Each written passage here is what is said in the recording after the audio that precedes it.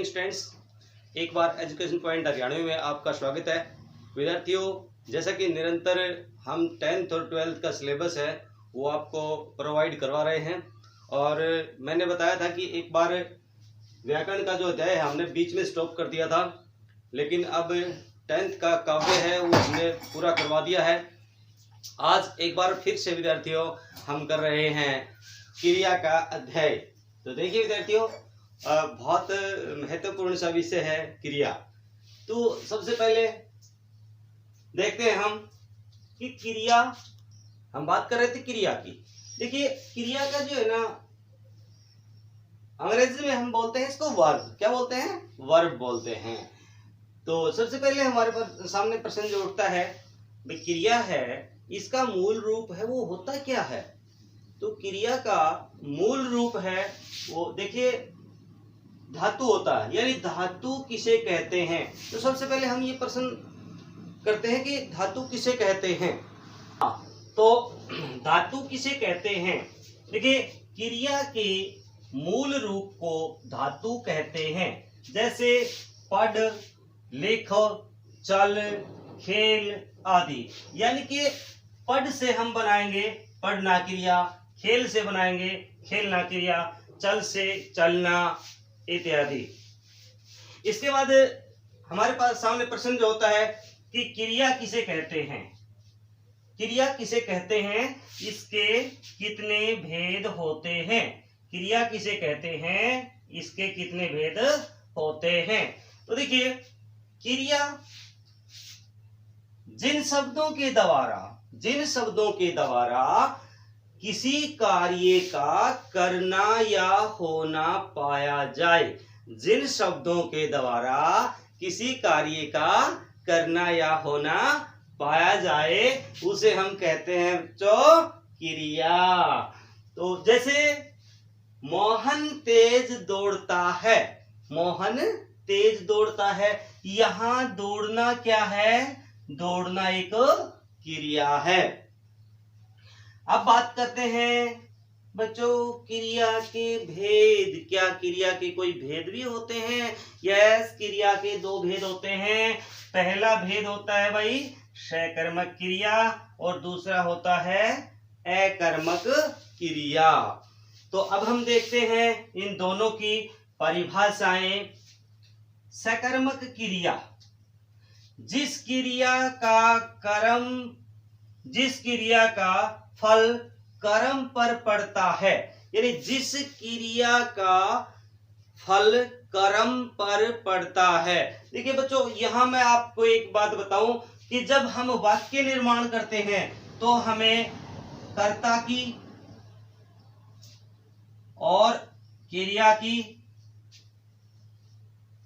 और कर्म की जरूरत पड़ती है, तब एक पूर्ण वाक्य का निर्माण होता है। तो यहाँ क्रिया की जो भूमिका है वो अहम भूमिका होती है, मुख्य भूमिका होती है। तो जब इस क्रिया का जो फल है वो किसके ऊपर पड़े? कर्म के ऊपर पड़े, तो वो कहलाएगी सकर्मक क्रिया। दूसरा है अकर्मक क्रिया। भाई वाक्य में जिस क्रिया के प्रयोग में कर्म की आवश्यकता ही नहीं होती, यानी वाक्य में जिस क्रिया के प्रयोग में कर्म की आवश्यकता नहीं होती उसे हम अकर्मक क्रिया कहते हैं। जैसा कि पीछे हमने एक उदाहरण लिया था, मोहन तेज दौड़ता है। तो यहाँ मोहन इसका कर्ता है और तेज क्रिया की जो है विशेषता है। तो ये एक वाक्य है, मोहन तेज दौड़ता है, तो इसमें कर्म नहीं है, केवल कर्ता है। तो इस तरह से खेलता है, दौड़ता है, पढ़ता है, चलता है, इसमें ना क्रिया करता है और ना ही कर्म है। क्योंकि कुछ वाक्य ऐसे होते हैं, जब हम वाक्य का टॉपिक करेंगे तो उसमें उस बात पर चर्चा करेंगे, क्योंकि हम क्रिया की बात कर रहे हैं। तो जिसमें कर्म की आवश्यकता नहीं होती है भाई, उसको हम कहते हैं अकर्मक क्रिया। अगला प्रश्न,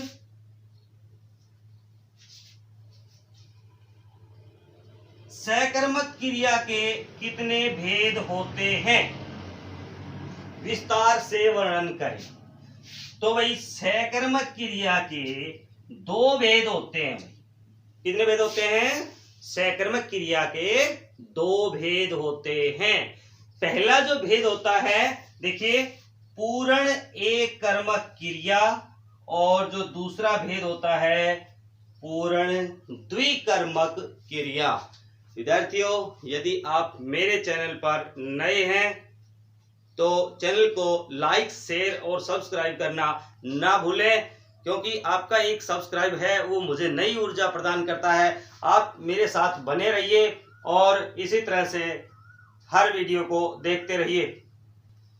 हाँ विद्यार्थियों, अब देखिए, हम देख रहे थे कि सकर्मक क्रिया है उसके भेद। इस सकर्मक क्रिया की परिभाषा हमने देख ली भाई, जिसके साथ कर्म की आवश्यकता होती है ना, उसे हम सकर्मक क्रिया कहते हैं। तो यहाँ सकर्मक क्रिया के दो भेद होते हैं भाई। पहला होता है पूर्ण सकर्मक क्रिया और दूसरा होता है अपूर्ण सकर्मक क्रिया।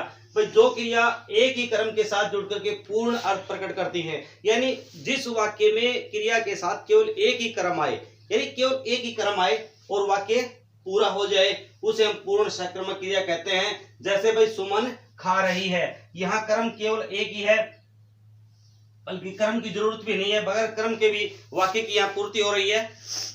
अगला है अपूर्ण सकर्मक क्रिया। जिन सकर्मक क्रियाओं में कर्म के होते हुए भी पूरक की आवश्यकता होती है। कई बार कर्म हो जाता है लेकिन पूरक के बगैर है ना, वाक्य की जो ना पूर्णता नहीं होती है, उन्हें हम कहते हैं अपूर्ण सकर्मक क्रिया। जैसे मैं तुम्हें अपना भाई मानती हूं, तो यहाँ अपना जो शब्द है ना, ये यहाँ पूरक के रूप में लिया है। मैं तुम्हें भाई मानती हूं, यानी मैं तुम्हें अपना भाई मानती हूं। अपना यहाँ क्या है? पूरक शब्द का प्रयोग किया गया है। इस प्रकार देखते हैं, हमने देखा पूर्ण सकर्मक और अपूर्ण सकर्मक। अब ये जो पूर्ण सकर्मक क्रिया है ना, इसके भी दो भेद होते हैं भाई। पूर्ण सकर्मक क्रिया के दो भेद होते हैं। एक तो होता है भाई पूर्ण एक कर्मक, यानी पूर्ण एक कर्मक, और दूसरा होता है पूर्ण द्विकर्मक। तो देखिए, वैसे तो विदित हो रहा है जिसमें एक कर्म है वो एक कर्मक है, जिसमें दो कर्मों के द्विकर्मक है, लेकिन फिर भी हम परिभाषा देखते हैं। देखिए विद्यार्थियों, पूर्ण एक कर्मक जो क्रियाएं अपने अर्थ को प्रकट करने में पूरी तरह से समर्थ होती हैं, यानी जो क्रियाएं अपने अर्थ को प्रकट करने में पूरी तरह से समर्थ होती हैं, उन्हें हम कहते हैं पूर्ण एक कर्मक क्रिया।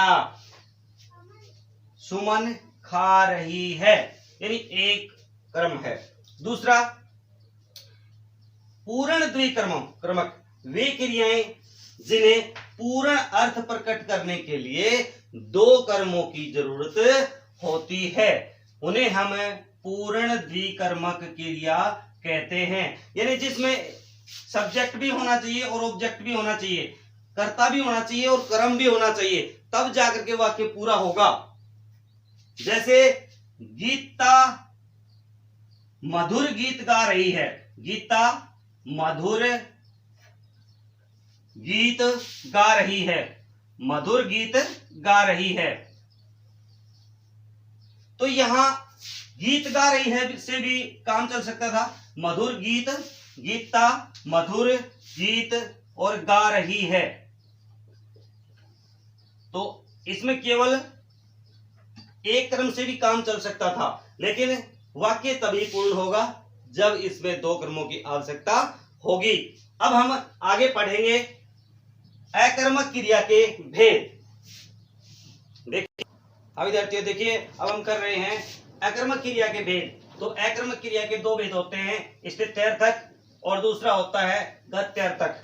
तो यह क्रिया स्थित्यर्थक, यह क्रिया बिना कर्म के पूर्ण अर्थ का बोध कराती है तथा कर्ता की स्थिति की का ज्ञान कराती है, यानी बिना कर्म के पूर्ण अर्थ का बोध कराती है और कर्ता की स्थिति का ज्ञान कराती है। जैसे राम हंस रहा है।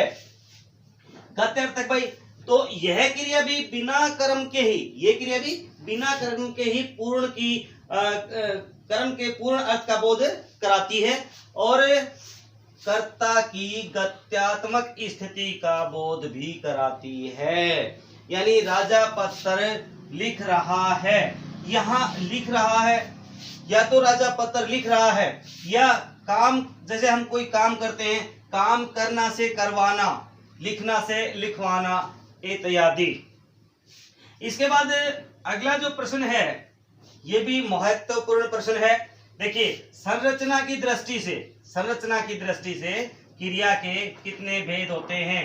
पहले जो हमने क्रिया के भेद किए वो क्रिया के सिंपल भेद किए थे कि क्रिया के कितने भेद होते हैं, और ये यहाँ संरचना की दृष्टि से हमने क्या क्रिया के कितने भेद होते हैं। तो संरचना की दृष्टि से क्रिया के 6 भेद होते हैं। पहला होता है परिणार्थ क्रिया, संयुक्त क्रिया, नाम धातु क्रिया, नाम धातु क्रिया, पौरोकालिक क्रिया, तात्कालिक क्रिया और अनुकरणात्मक क्रिया। विद्यार्थियों, वीडियो थोड़ा लंबा जरूर है, लेकिन आप इसको सीखते रहिए, बस ज्यादा बड़ा नहीं है, 2-3 मिनट का और है, आप मेरे साथ बने रहिए। अब हम करेंगे इन सब की परिभाषाएं, जो छोटी छोटी परिभाषाएं हैं जिसमें बहुत ज्यादा टाइम नहीं लगेगा, जो बहुत इंपॉर्टेंट हैं। हाँ विद्यार्थियों, देखिए, अब तक हमने देखा पहले क्रियाओं के सक्रमक, अक्रमक और फिर सक्रमक क्रिया के भेद देखे और फिर अक्रमक क्रिया के भेद देखे। अब हम देखते हैं संरचना की दृष्टि से क्रिया के भेद, जिनको हमने पहले देखा। पहला जो भेद है वो है प्रेरणार्थ क्रिया, यानी जिन क्रियाओं का कार्य कर्ता स्वयं ने करके किसी अन्य को प्रेरणा दे करके करवाता है, उसे हम अनुकरणात्मक या प्रेरणा करवाता है, उसे प्रेरणार्थ क्रिया कहते हैं। जैसे सीता गीता से पत्र लिखवाते हैं, यानी खुद कार्य न करके कि दूसरे के द्वारा जब कार्य करवाया जाए तो वहां होती है प्रेरणा। अगला है संयुक्त क्रिया। ठीक है, जब कई बार है ना हम ऐसे शब्दों का प्रयोग करते हैं, 2 क्रियाएं हम एक साथ बोलते हैं, यानी तो जब 2 क्रियाएं, 2 या 2 से अधिक धातुओं के मेल से बनी क्रियाएं है ना, संयुक्त क्रियाएं कहलाती हैं। वह गिर पड़ा, गिरना और पड़ना। वह खाना खाकर सो गया, खाना खाकर सो गया, खाकर सो गया, यानी कि 2 क्रियाएं संयुक्त क्रियाएं मिलती हैं। मोहन गिर पड़ा, तो उन्हें हम संयुक्त क्रिया कहते हैं। अगला है नाम धातु क्रिया। मूल धातुओं के अतिरिक्त संज्ञा, सर्वनाम, विशेषण आदि शब्दों के साथ प्रत्यय लगा करके बनाई जाने वाली धातुओं को हम है ना क्या कहते हैं, नाम धातु क्रिया कहते हैं। यानी उनका नाम देते हैं, जो संज्ञा के साथ बनाए या उसको हम सर्वनाम के साथ बनाए या फिर हम उसको विशेषण के साथ बनाए। और देखिए, जैसे सर्वनाम संज्ञा शब्दों किससे बनाना, रंग से रंगना, क्योंकि रंगना यह भाववाचक संज्ञा है। सर्वनाम अपना से अपनाना, विशेषण से गर्म से गरमाना। कई बार अनुकरण के कारण भी जो अनुकरणात्मक शब्द होते हैं उनके कारण भी हम कुछ क्रिया बनाते हैं, जैसे हिन हिन से हिनिनाना, थर थर से थर्राना इत्यादि। आगे है पूर्वकालिक क्रिया। देखिए भाई, जब कोई वाक्य होता है, वाक्य में 2 क्रियाएं होती हैं, जो पहली क्रिया हो जाएगी वो पूर्वकालिक है, क्योंकि उस क्रिया का कार्य वो समाप्त हो जाता है। तो देखिए क्या क्या है, जब कर्ता किसी अन्य क्रिया को करने के तुरंत पश्चात दूसरी क्रिया में प्रवृत्त हो जाता है, यानी पहली क्रिया उसकी पूरी हो चुकी है और वह दूसरी क्रिया में प्रवृत्त हो गया, और पहली क्रिया पूर्वकालिक क्रिया होती है। जैसे मोहन खाना खा करके सो गया, तो यहाँ स्कूल गया, तो यहाँ स्कूल जाना, ये गया यहाँ क्रिया है, और खाना खाकर या खाकर जो है ये पूर्वकालिक क्रिया थी, यानी पहले उसने खाई और उसके बाद वो गया। तो ये 2 क्रिया, खाकर और गया 2 क्रिया है। तो आगे देखिए, तात्कालिक क्रिया।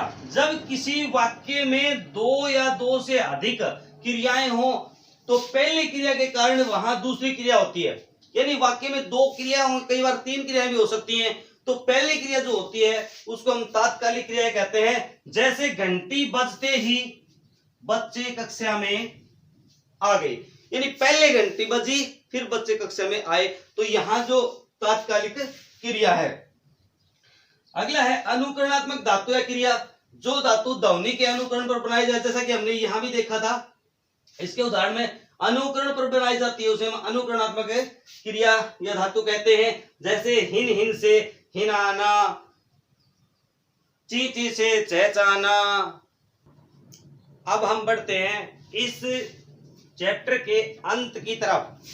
जो 2 छोटे छोटे क्वेश्चन हैं, एग्जाम में कई बार विशेषकर विद्यार्थियों ये पूछे जाते हैं, कई बार समापिका और असमापिका क्रिया के क्वेश्चन है ना वो पूछ लिए जाते हैं, तो इसलिए इनको भी हम पीछे नहीं छोड़ते हैं। तो प्रश्न है समापिका तथा, तो जो क्वेश्चन है समापिका क्रिया तथा असमापिका क्रिया किसे कहते हैं, जो एग्जाम की दृष्टि से बहुत इंपॉर्टेंट है, कई बार पूछ लिए जाते हैं।